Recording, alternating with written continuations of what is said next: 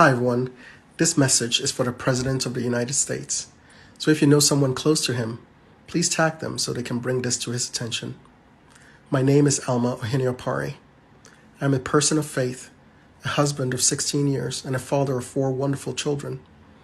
I am also an immigrant to the United States of America.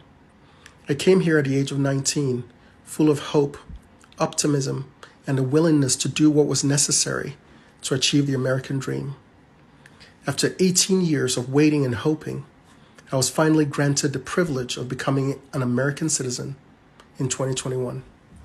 Today, I am a proud American, a law-abiding patriot, and a man willing to defend the principles and values that made America great and brought people like me here. Mr. President, I am also a conservative Republican, or what you have recently labeled a MAGA Republican.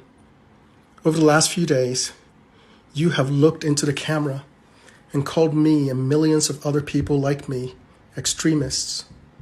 You have told me and my children that we don't matter to you because of our beliefs.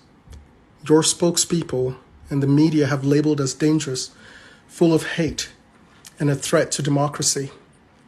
You went as far as to suggest that we would not stand a chance against the government's F-15s in defending our country from tyranny. Your party leaders have taken your cue and called us terrorists, and all this without taking any time to acknowledge our humanity, listen to our concerns, or seek to understand our fears.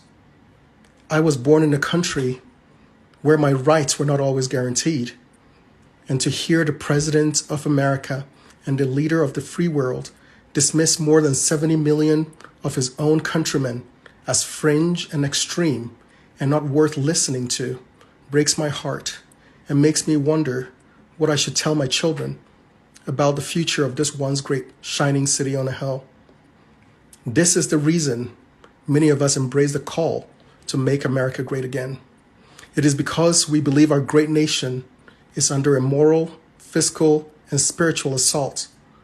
We are MAGA because we want to restore the promise in the hearts of our children that this is the place where their efforts will be rewarded and where their true potential can be realized. We are MAGA because we believe in freedom of speech, the freedom to exercise our religion.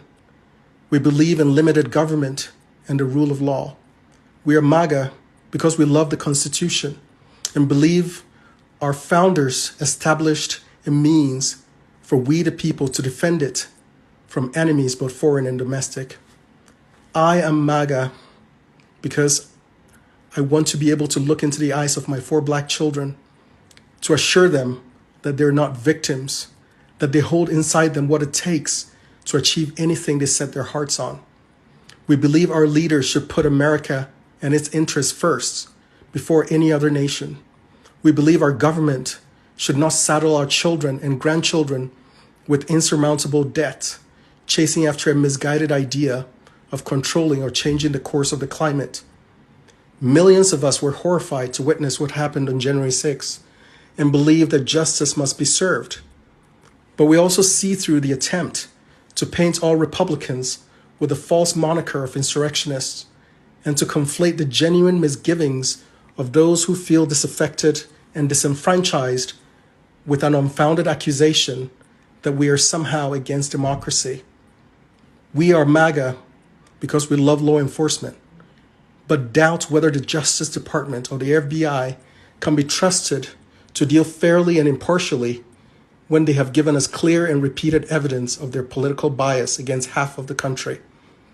As a new American, this November will be the first time I get to exercise my right to vote, a right I've waited nearly 2 decades to earn.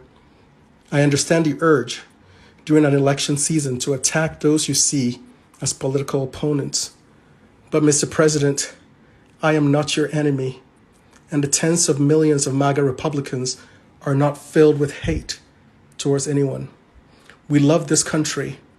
We are heirs of the great legacy of freedom this country has afforded us and wish to exercise our right to be heard and not demonized.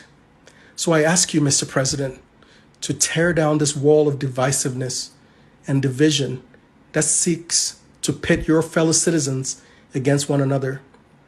Heed your own call for unity and lay off the rhetoric that seeks to demonize and defame millions of people who would give their lives and fortunes to defend these United States.